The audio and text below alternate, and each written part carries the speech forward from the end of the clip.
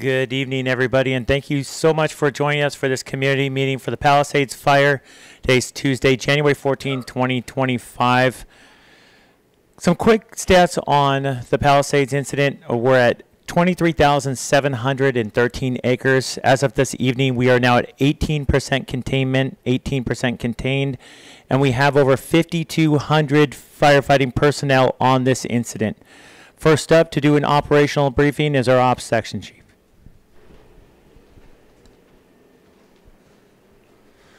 Good evening, Christian Litz, Operations Section Chief for CAL FIRE Team 2 on the Palisades Fire. So today, I had the opportunity to take a flight in a helicopter around the perimeter of the fire, and I saw no active flames. But I'm telling you now, that doesn't mean we're out of the woods. We still have a lot of work to do. There are still some isolated heat sources putting up some smoke along the edge of the fire. We did use copters today to help those ground resources to get to those seat of those heat sources and to put them out. Talking on the top half of the fire here, Montanito area, coming across the Piuma Canyon into Tuna Canyon to the Fernwood Topanga. Again, crossing over to Topanga Oak, Sylvia Parks, up on Dirt Mulholland. That's where the edge of the fire has gone into vegetation. We still have crews all along that line, reinforcing the line, improving everywhere they can, and then getting deeper and deeper into that that burnt area, searching out those isolated heat sources that we can make sure and lower the probability of any kind of escape out this fire. In those neighborhoods that I mentioned, we still have resources going around, cleaning up and mopping up behind the structures. Mopping up meaning searching for those heat sources and putting them out using waters, hand tools, anything they need to do to make it happen, to make it safe and protect those structures from any kind of adverse fire effect from there. Coming around from Mandeville Canyon down to Riviera, coming along the coast of Pacific Palisades, Topanga Canyon, Las Flores, and Malibu. We have resources all along those structures, again, behind the structures, making sure that line doesn't move, making sure that we take care of any isolated heat sources, combing everything they can, concentrating on the buildings that are still standing still, making sure that days later we still do not have any effects to those buildings, and working really hard and getting all the way inside the interior of the perimeter of the fire as we come around. On Pacific Coast Highway, we do have resources in there, Edison and power companies, making the roads safe again, clearing the rubble around, using the road department to do that, and improving all the infrastructure. We can't let people into the area until the infrastructure is up and the area is completely safe, because we're here to serve the public and make sure they're safe, number one, to protect them and their property, and we want to make sure we continue to do that. Coming up here on the left side of the fire, up around the Franklin Burns scar, we still have black on the line there. That's going to remain, but we have resources still watching around the area. Again, we're ever vigilant to make sure that we don't have any unwanted events. And then we're back up into the Montanito area. All around the fire, still we have that contingency group. That means that we have resources out there still constructing line. So just in case if anything happens, especially in the wind event, we have options as we go forth. Always I say we plan to keep it small, prepare for anything else. We do have the wind event, so we have also structured defense groups out there that are going around all the neighborhoods outside of the perimeter, building structured defense space around those structures, meaning clearing things around, maybe going to the structures and pulling things around, and just building that plan for everything that might happen in this wind event. Then they're also available for any new starts so that we can respond to quickly and help the situation out and keep those new starts small. Thank you. Next up, our incident meteorologist. All right, good evening. Rich Thompson, incident meteorologist with the National Weather Service, assigned to the Palisades incident. Weather-wise for the area, for the next 24 hours or so, we're still under a red flag warning. Red flag warning is in effect for this area until 6 p.m. tomorrow evening. That means you can expect overnight tonight and tomorrow morning increasing Santa Ana winds across fire, along with humidities remaining very low. So that's give you the recipe for critical fire weather conditions. And those critical conditions will continue until 6 o'clock tomorrow evening, hence the red flag warning remaining in effect till then. But by tomorrow night, I expect those Santa Ana winds to decrease in strength. And then we'll actually, for Thursday through the weekend, we get returned to a more normal, typical sort of weather pattern around here with onshore sea breezes, cooler temperatures, higher humidity. So overall, it'll be definitely 2 to 3 days of a break from all this persistent Santa Ana winds we've had the last 7-8 days. However, going into next week, we look like had another round of extended Santa Ana winds across the area, anywhere from Sunday night through about Wednesday or Thursday. So something I'll be watching closely in the next several days, see how that's going to work out. But definitely looks like more off Santa Ana winds are on the horizon for early next week. Next up, Los Angeles Fire Department. Good evening, everybody. Joe Everett, Assistant Chief, Los Angeles City Fire Department, part of the Unified Command here at the Palisades Fire. Let's see. So, again, I'm so amazed by the resilience of the people of the Palisades and Malibu. One quick story I told earlier today. Walking around base camp today, I ran into a fellow public safety member. Happens to be part of the IMT team that's working in one of our areas, works for the Los Angeles County lifeguards. I asked him how he's doing. He said pretty good, despite the fact that he lost his house, lost his parents' house, but he is determined to help the community rise from the ashes. That's kind of the resilience I'm talking about. It's type of effort that we're doing collectively to help overcome this. That's being said, let me get down to business. We do, as you heard from our weather expert, we do have still some weather, so I ask you to be vigilant and follow all potential orders or warnings that we may have. And as far as the priorities with the LAFD, our top priority right now is ensuring the safety as we start planning for the repopulation procedures. And in doing that, what we're doing here is we're conducting thorough damage assessments with partners that we work with within the city, USAR, LAPD, Hazmat, to make sure those areas are safe for a potential repopulation coming up soon. Once we're complete with that, we'll start gathering the wagons with some of our city partners, some of those being DWP, Gas Company, Public Works, and LA City Building and Safety. They'll be able to go in and start looking at some of those utilities and things like that. Again, I want to thank you for the continued support. I know it's tough. I know it's frustrating. We're working extremely hard to achieve that goal, to get people repopulated, and we'll keep you updating. We'll keep updating as information becomes available. For more update information, you're welcome to go to emergency.lacity.gov and also lafd.org. We'll also have more information on that particular subject as we go on with this meeting tonight.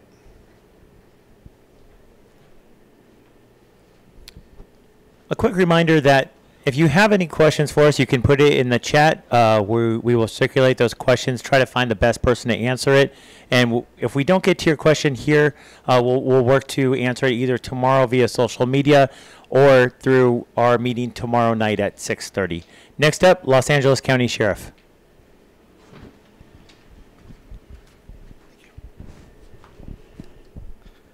Good evening, Captain Andrew Cruz with the Los Angeles County Sheriff's Department Incident Management Team for the night side. I just wanted to provide everyone with a few stats from the Palisades Fire. Currently, we have 139 Sheriff's Department personnel working this operation, along with 8 National Guard soldiers and 4 military vehicles.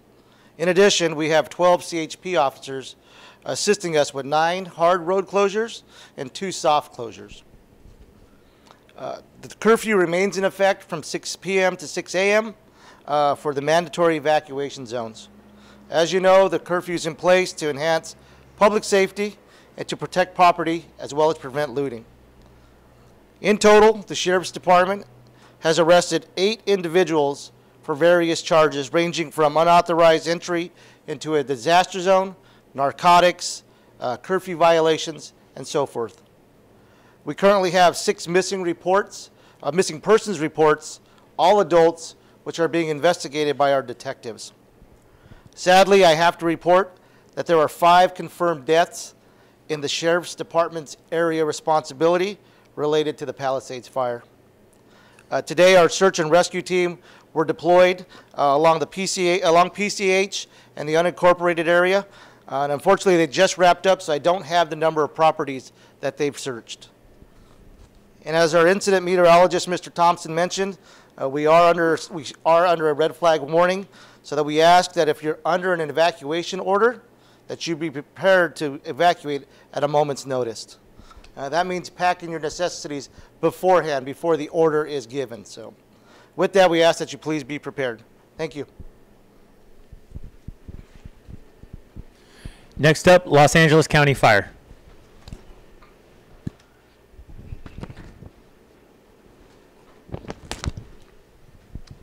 Good afternoon. Robert Harris, Unified Incident Commander.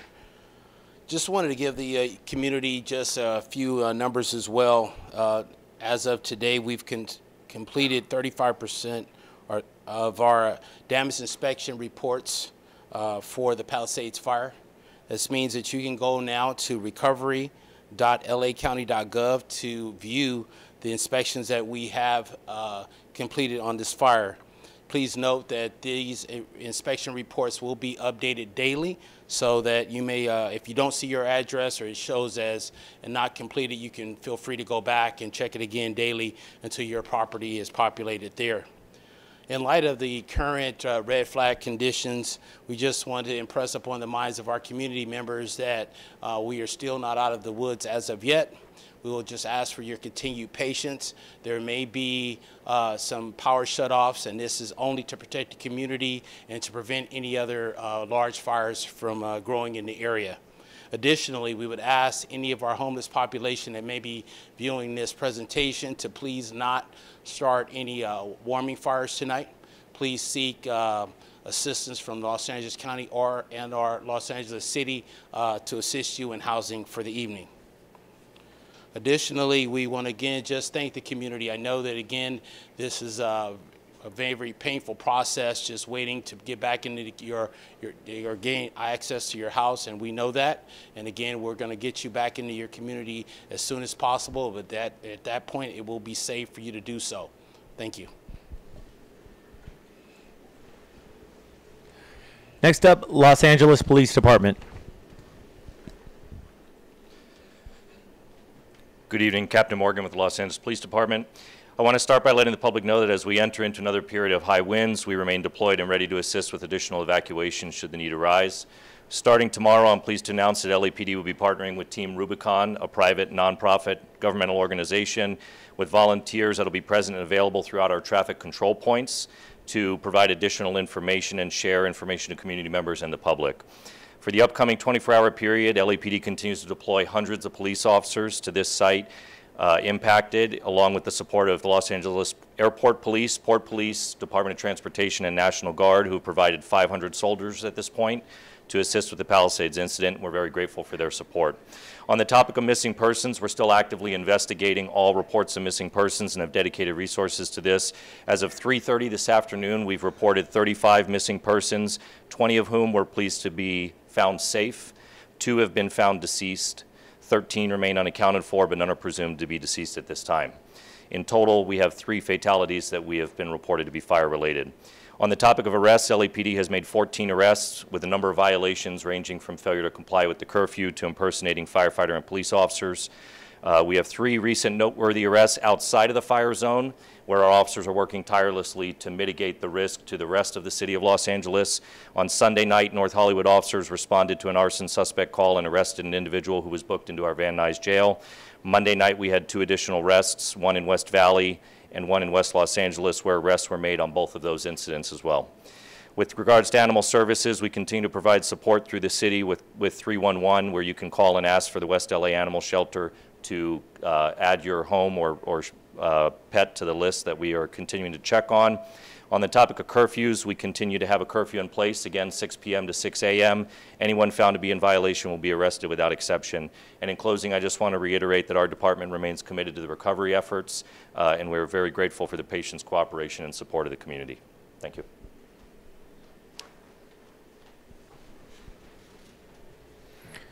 Next up, Los Angeles County Office of Emergency Services.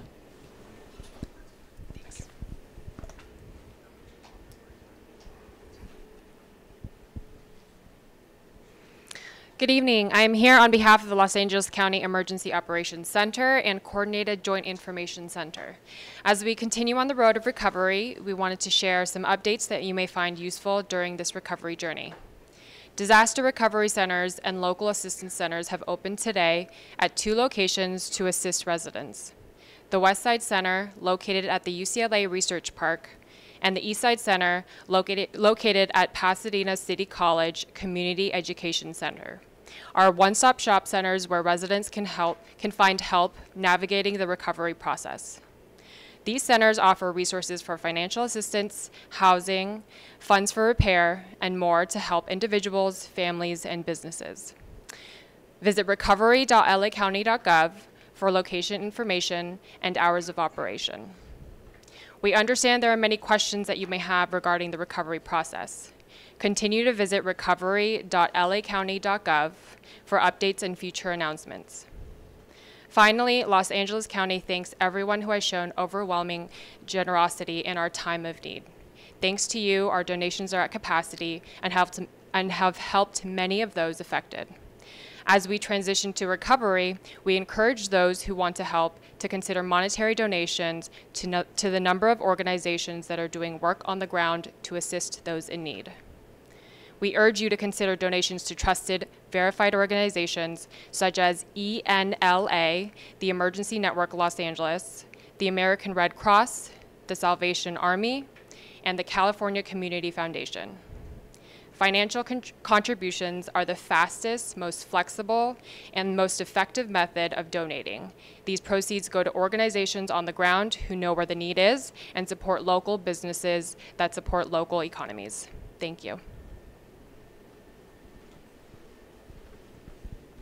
Next up, City of Los Angeles Emergency Management Department.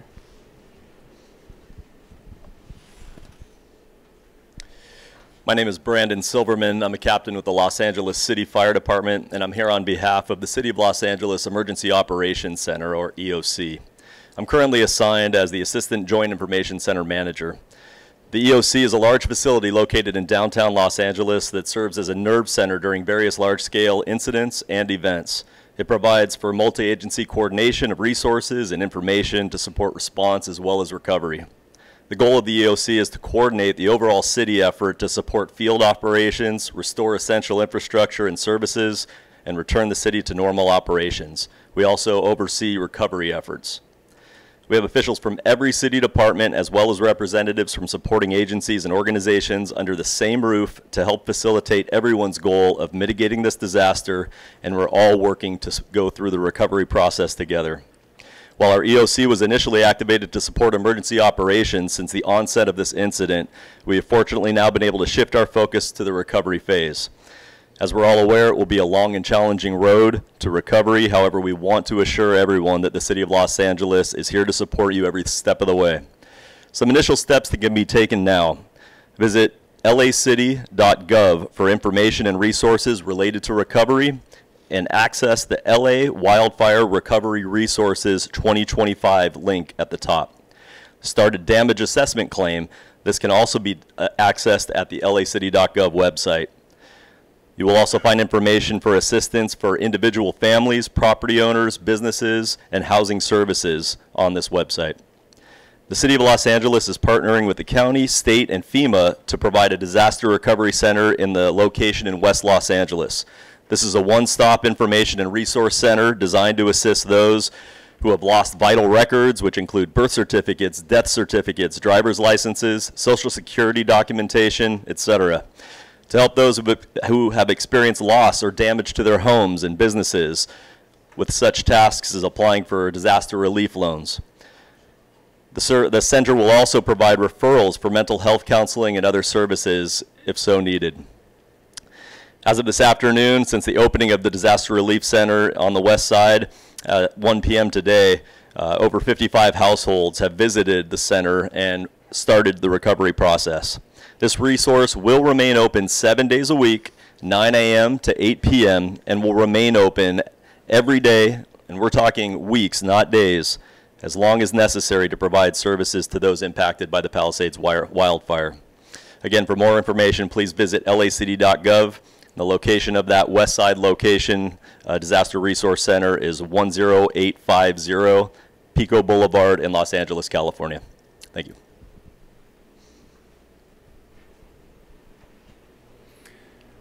That concludes the formal presentation portion of this. We've got some great questions online, so we're going to jump into that. I'll go ahead and start it off with a couple questions. We had a question about the URL for MAP products.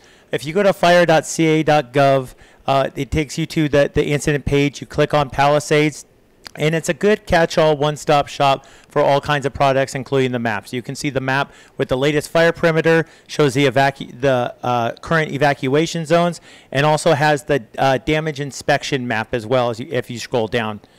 Some other questions regarding the air quality and water quality. I'll start with the air quality. We have a what's called a link tree in our bio on YouTube. What you do is you click on our bio, you'll see a link to the link tree. It has all kinds of great resources, air quality, water quality. It has links to our partners at LAFD, LA County Fire, LAPD, and LA Sheriff. And really, it's a good way to find quickly the information you're looking for. So when it comes to air and water, just click the link in our bio for YouTube, and you'll be able to find the information you're looking for. We'll turn it over to our ops for some additional answers to questions you guys had.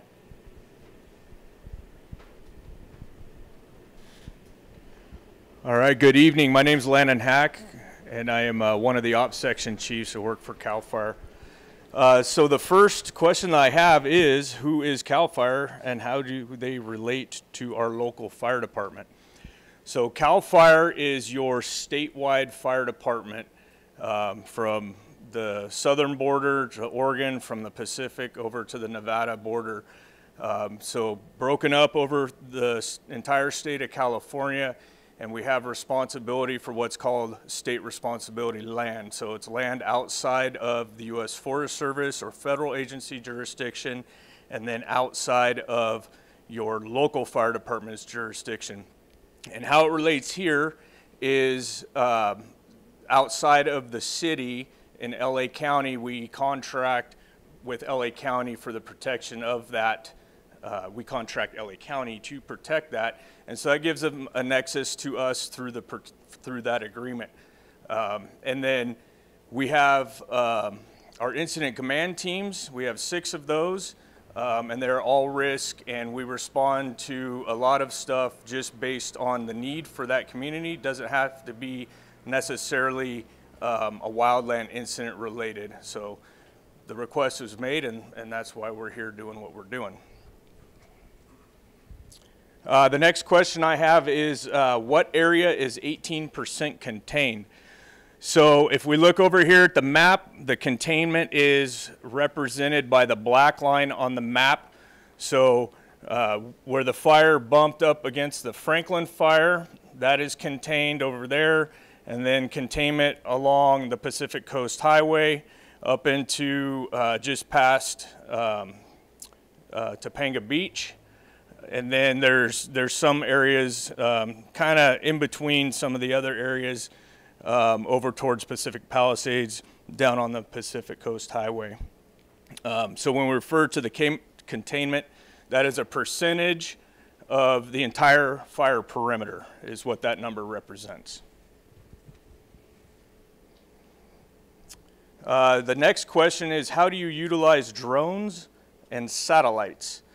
So the drones we use for several different things. We have drones that we can put up in the air that give us infrared signatures so we can see heat in the middle of the day where something might not be actively smoking, but the infrared on the drone will pick that up. So we utilize those to search out those hot spots that might not be smoking, but they still exist. Another use that we have for the drones is for burning operations, and also for just watching over firefighters if they're down in an area where they can't see the ground, because again, that infrared allows it visual through the smoke, because it can see through the smoke. So they can see the ground and the fire's edge, communicate that to the resources on the ground that are trying to attack that fire, so they know exactly where the fire's edge, and it helps them out that way. Got a lot of them here. So next question is, what is the difference between handline and line construction? So handline is the removal of, well, handline is a break in the fuels from the edge of the fire. So handline construction is the process of putting in that handline. So it's a removal of flammable vegetation from the fire's edge back a certain distance based on the height of the fuel. So the higher the fuel, the wider that hand line needs to be. The bulldozers do the same thing, just mechanically and quicker. But the bulldozers are limited to terrain, so they can't go down into steep terrain too much. And the last question I have is their active fire. So there's no active fire right now in the sense that you're going to see, you know, any of the big fire runs, flames going up a hillside. The fire right now is contained inside, it's being held inside of the perimeter that we've built with the hand line that I explained, bulldozer line, and then the hose lays that the firefighters have put on the ground. But there's still active heat along the edge. So that's what they're in there working on right now, trying to remove all that heat, all the stump roots and, you know, just ash material that's burned down, get rid of all that heat so that it cannot get into the flammable vegetation anymore.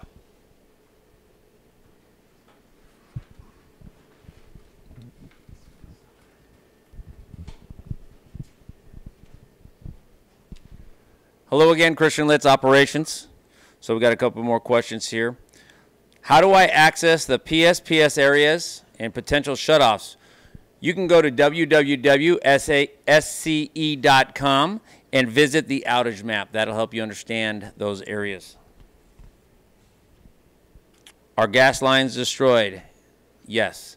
So when I talk about infrastructure repair, this also ties into when people could repopulate the areas where they live. We talk about we have to make the areas safe. So infrastructure is everything from Edison or the power lines from gas company to everything that's utilities. So water, everything that is infrastructure, that's what we're talking about. So all those have been damaged in the neighborhoods in the Palisades, Temescal Canyon, and anywhere that there's been substantial damage with the structures. How are you caring for wildlife? So whenever we come across injured animals, whether it be wildlife, domestic animals, anything that we find, we take it very seriously. We care about the animals in the area, especially the wildlife. So we call animal control, and they're the experts in the situation. They'll come up, get the medical care that the animal needs for, and also work on returning the domestic animals back to their owners. We have several questions about if certain areas are safe and if there's any threats. So specifically, the questions were referring to Sherman Oaks, Santa Monica, Brentwood, and Crestwood. So if you look at the fire footprint of the fire in the last 24 hours, it has not moved, even though there's a lot of heat sources around the edges that we still have to work to improve the lines, secure the edges, and work getting rid of those heat sources. It still has not moved.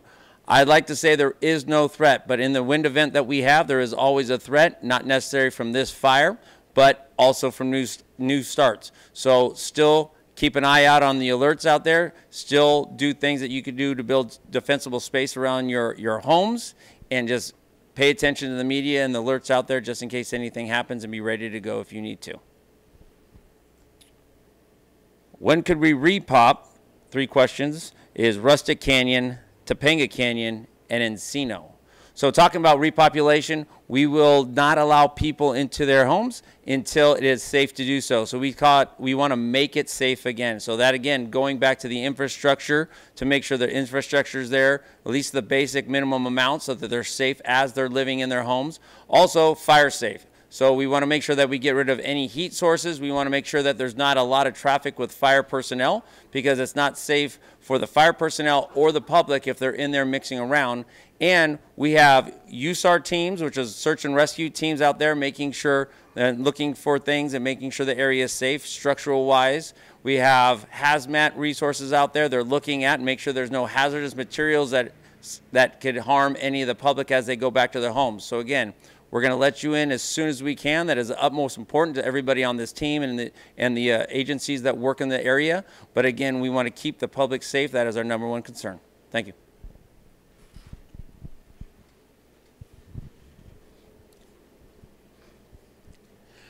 Good evening again. Rich Thompson, instant meteorologist. I have actually two questions here. First one is, are there air quality concerns? Now, thanks to the efforts of the firefighters, the fire is producing little, if any, smoke. So that's a good thing for air quality. However, I think anyone who's in or around or near the fire perimeter or the fire area, the air quality is probably definitely poor, just because you have both the wind blowing up all that ash and all the particles from the buildings that have burned, chemicals in the air and so forth. So anyone who's going into the fire perimeter or in or around the fire, I think should probably wear some sort of mask or some sort of protection for the respiratory system, especially if you're older individuals, more sensitive respiratory issues, things like that. The other question is a good one. What does the red flag alert mean? Red flag alert mean? The National Weather Service issues red flag warnings. We issue these red flag warnings to advise the fire agencies, both federal, state, and local, of an upcoming weather event that could pose some very serious fire threats, the possibility of rapid fire spread and extreme fire behavior. So the National Weather Service issues these products anytime there is those critical conditions developing. It could be a combination of winds and temp and RH, like with Santa Ana. Could be for thunderstorms and dry lightning in the summertime, or just kind of anything else we deem that is significant enough to give the firefighters a heads up that there are some very potentially critical fire weather conditions coming down the road. And so they take the red flag warning issued by us, the National Weather Service, and they make certain staffing decisions, pre-positioning of resources, things like that, based on based on their concerns with the red flag warnings.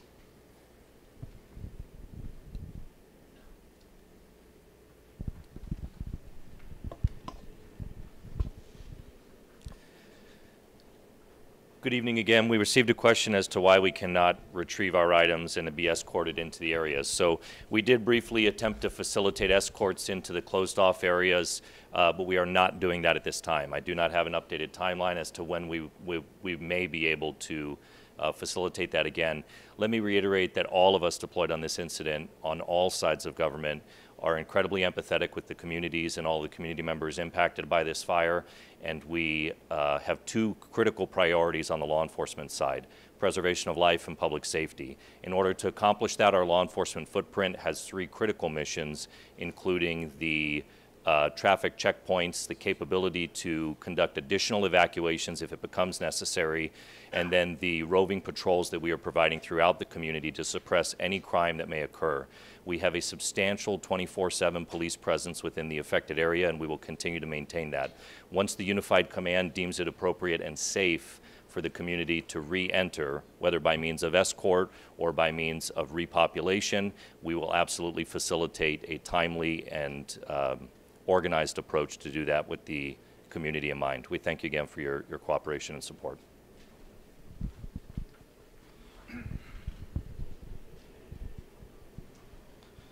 All right, I took a question here. Will there still be a police presence once the evacs have been lifted? And the answer to that is yes, 100%. So once the evacuation orders are lifted, we will enter into a phased approach to the repopulation of the area. So throughout this process, we will maintain our roving patrols, if not increase patrols, for the repopulation process. So please be rest assured that we are here to support the community in the recovery through this incident. Thank you.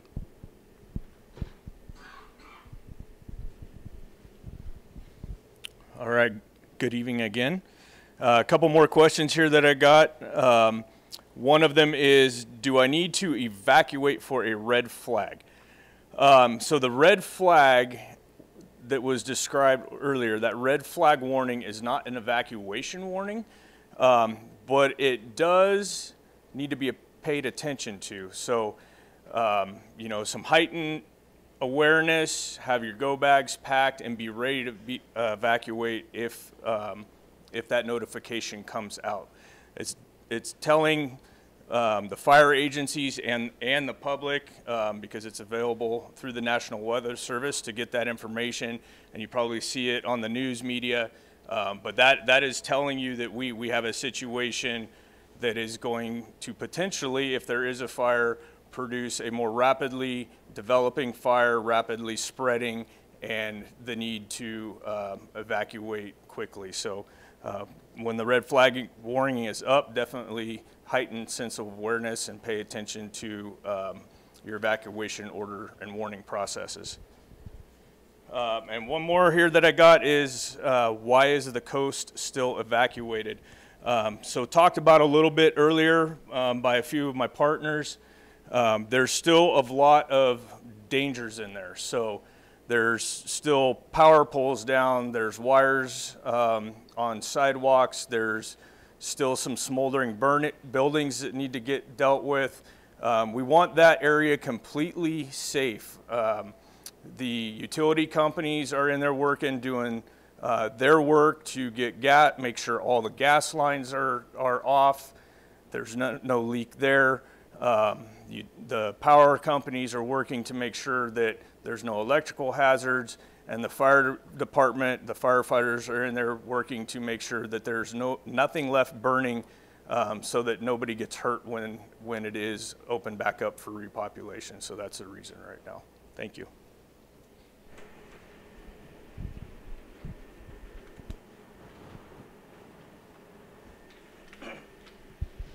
Good evening. I'm Jim Hudson. I'm the incident commander from CAL FIRE Team 2, representing the Unified Incident Command for this incident. We've been monitoring the questions, excellent questions tonight, and obviously there is a trend to them. We are well aware that people are concerned and want to get back to view their properties and get home. The questions tonight relating to the fire activity. There's not a predominant smoke column in the sky anymore, but there's a lot of hazards, extreme hazards still exist out there. There's still an extreme amount of heat along the perimeter in the interior, and it's not viewable like it was early in this fire. We are actively working to extinguish all those hot spots and make sure that with the red flag event that's upon us, that we don't see any additional fire growth. Excellent questions. I just want to assure you that we are working on all those items, and we'll continue to provide updates as much as possible. So thank you very much. Thank you so much for joining us tonight. Reminder that we will have another virtual meeting again at 6:30 tomorrow night. 6:30 tomorrow night. Thank you again. Have a good night.